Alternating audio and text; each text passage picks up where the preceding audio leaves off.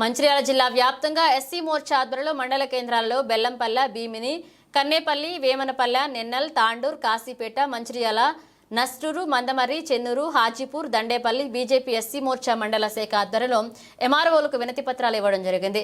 SC Morcha జిల్లా అధ్యక్షులు కోడి రమేష్ కాశీపేట మండలంలో పాల్గొన్నారు.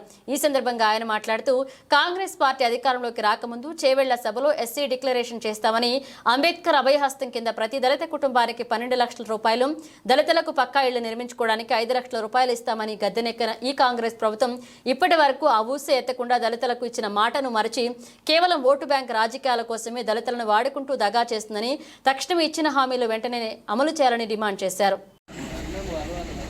ఈరోజు బెల్లంపల్లి నియోజకవర్గం కాశీపేట మండలంలో ఎలక్షన్లకు ముందు ఈ కాంగ్రెస్ పార్టీ చేవెళ్ల సభలో ఎస్సీ డిక్లరేషన్ కింద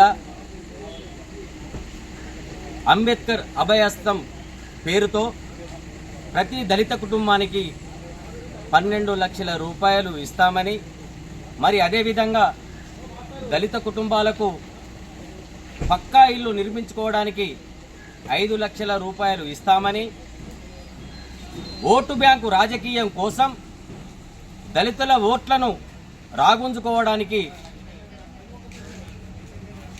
అధికారంలోకి రాకముందు ఏవైతే వాగ్దానాలు చేసి గద్దెనెక్కినటువంటి ఈ కాంగ్రెస్ ప్రభుత్వం అధికారంలోకి వచ్చిన తర్వాత ఎస్సీలకు ఇచ్చిన మాటను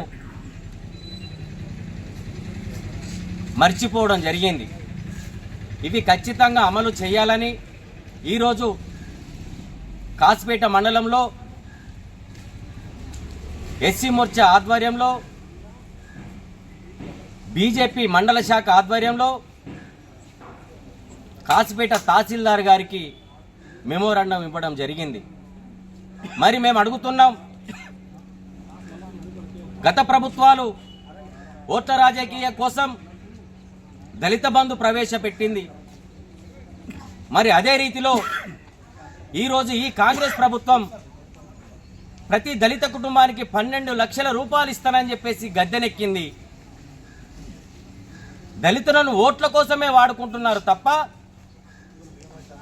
అభివృద్ధి ప్రదం పైపు ఏ ప్రభుత్వం నడిపిస్తలేదు.